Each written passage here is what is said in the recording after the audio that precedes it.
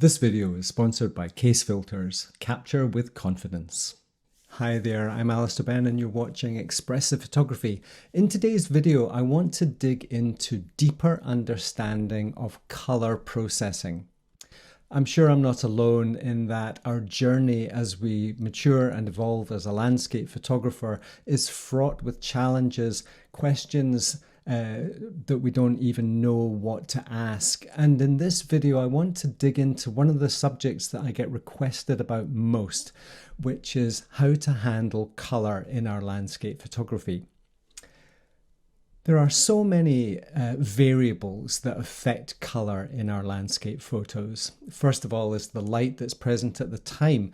This addiction that we have with golden hour at the beginning of the day and the end of the day, that warm light is somewhat addictive for landscape photographers. And it's hinted at that the only way to make good and meaningful landscape photos is to go out at that time of day.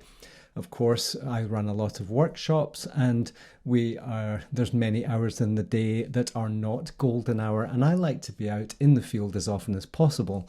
So if the first thing is the quality of the light, the second is what it is we're actually photographing.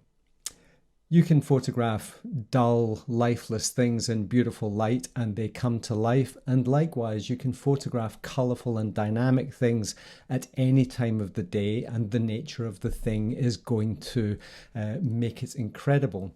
I'm going to take one image today that I took on a workshop in the autumn a few years ago now, probably about 5 or 6 years ago. And it is a raw file that is well exposed for a digital photograph, in that it's been exposed to the right, and you can see immediately that it has a slightly washed out look. Now, I've made no adjustments to this photograph at all except lens corrections and chromatic aberration, so there's been no exposure or color changes, and this is currently in the Adobe color space. So the choice of color space is the first thing we're going to look at. How can that affect and change the color? Now, if we click on this little thing in Adobe, you'll see we have Adobe Color, we have Adobe Landscape, Portrait, Standard, Vivid, and of course Neutral. And each of those presets is going to affect color. Why is that important? Well, we want the colors in our photographs to be the best they possibly can. Sometimes we cheat and we force things and we push colors into areas that make them look abnormal or unnatural. And that is the pressure of external validation. We want to produce impact, and therefore we force our photography to give people as much impact as possible, which is why we've all seen these photos out there with these garish colors and overly saturated and loads of clarity and contrast. If impact is your goal, go right ahead. Or of course, you could load up your film camera with Fuji Velvia, and then you're going to get all of that punch and saturation. So it's not new. That quest for punch and impact has been around ever since we started to try and develop tools to make more impactful and better photographs. So what we're going to do is I'm actually going to start with a neutral color space here.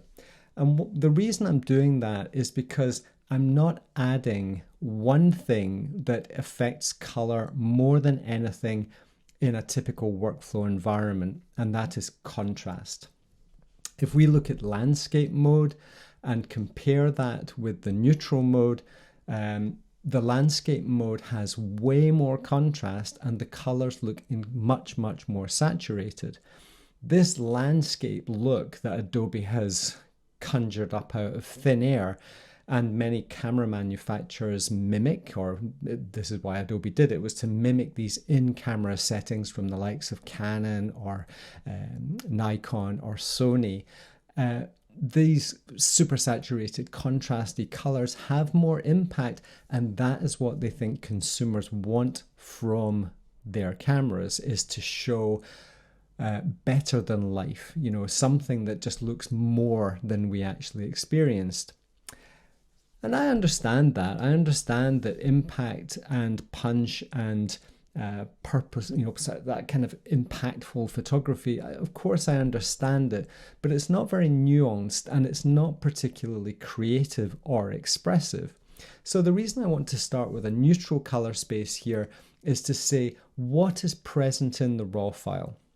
And by giving it a sort of a somewhat linear curve, we are seeing a far, far more subdued photo. And if I compare that with the version that was imported into Lightroom, which is supposed to be the raw file, it's very clear that the top one has so much more punch and power and contrast.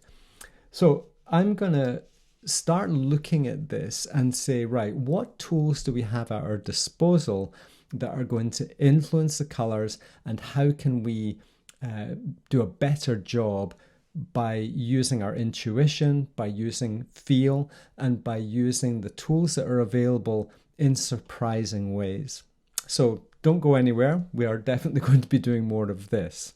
I'd like to thank Case Filters for their continued support of our work, and would recommend anyone looking to upgrade their filter systems to check out the great range of options available. I exclusively use Case Filters because of their exceptional quality and durability.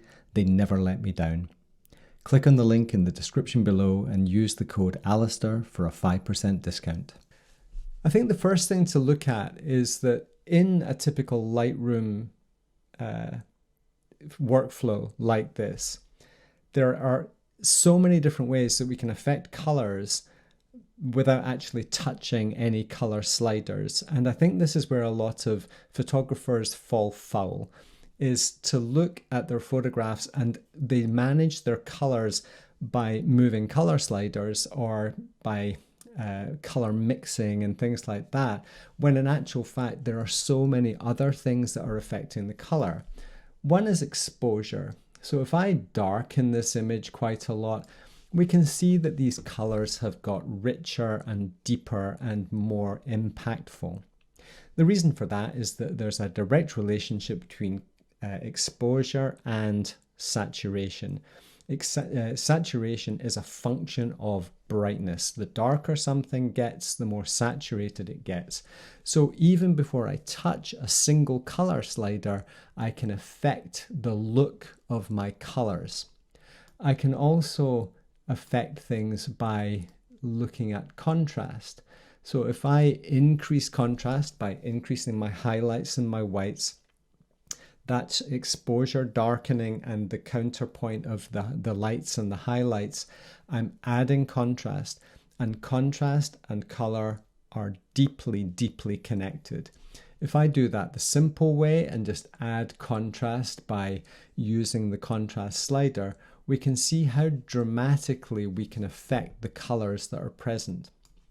Now, of course, I quite like contrasty photographs, mainly because it was the contrast between the yellows and the shadows that actually attracted me to this scene, and it was actually just the way it was exposed that made it look as if it was overexposed. So this is probably closer to what I experienced in terms of, it's a stop and a half or so under what the camera settings were. And that was only because I exposed it for data rather than for the aesthetic look of it. So I've just touched these 4 sliders, and the colors, if we go back to where we were, we are looking at a very, very different photograph from the one that was captured in camera. I am just going to quickly come in and do a little crop here. I do like to keep my photographs pretty simple. I think I do want a little bit of that grass in the foreground, but just a little bit. I want to simplify the scene by reducing distractions. So here we are.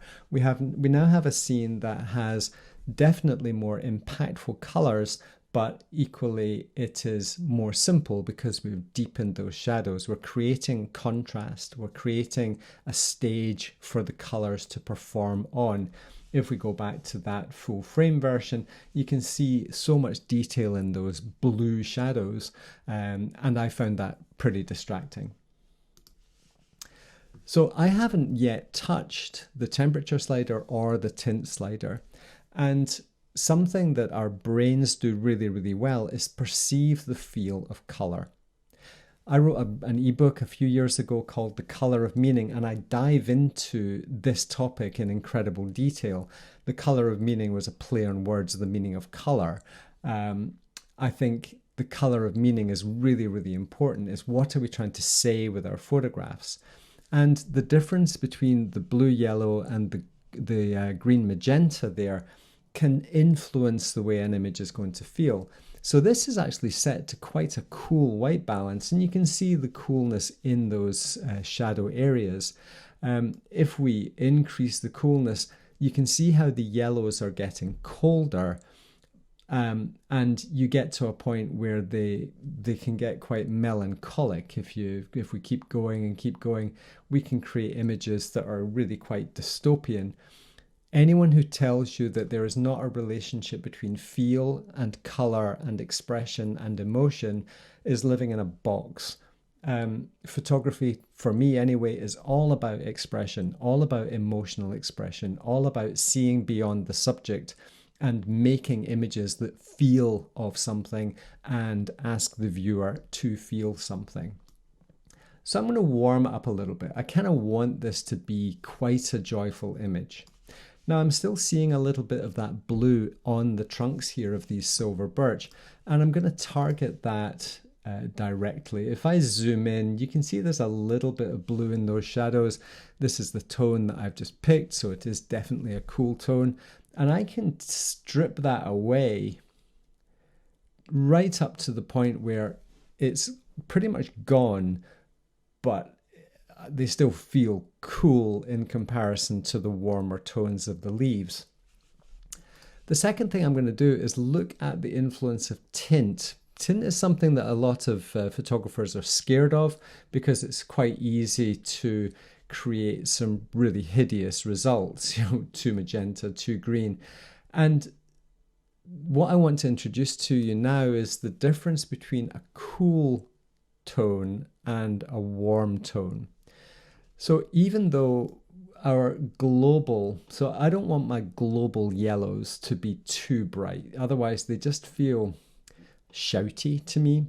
So I am going to go to the cooler side because they are amazing things. I mean, these yellow leaves are super powerful, so they don't need a lot of encouragement to be impactful. So I'm going to use the blue to yellow slider to determine the overall feel of how impactful I want those yellow leaves to be. And I'm going to use my temperature and tint to make the difference between a cool yellow and a warm yellow. In the center ground, we have some sort of degree of neutrality in that they're not super cold and they're not super warm. If I pull the slider to the green side, we are adding coldness, and if I move it to the warmer side, we're going to add warmth. So I'm going to create slightly warm, cooler yellows, if that makes any sense whatsoever. You don't want to go too far because then you're introducing too much magenta. You don't want to go too far to the cool side, otherwise it looks a bit green. So I'm just going to find that sweet spot, and it's a pretty small adjustment. And what you'll notice here is I'm not using this tool here. I'm not using the white picker because I want to use my own judgment, my own feel to determine the output of this image. I don't want the computer to average out the color in this scene. I want to take direct control of that. I talked in last week's video about 4 magic words. Care has been taken, and maybe there's another few words that we can use like that, which is feelings should be considered. Personal gut feel is really important. It's not quite as catchy as care has been taken. But I'm going to darken this scene a little bit more. I'm actually going to drop the blacks a little bit further. I want this scene to be impactful. And to do that, I want the color to be the star. I don't want the shadows distracting me. I don't want details that are hidden in these shadows to be overpowering. And you'll notice how little we have done here in terms of how to manipulate color. I have used the exposure slider. I have used highlights and whites to raise contrast or to increase contrast.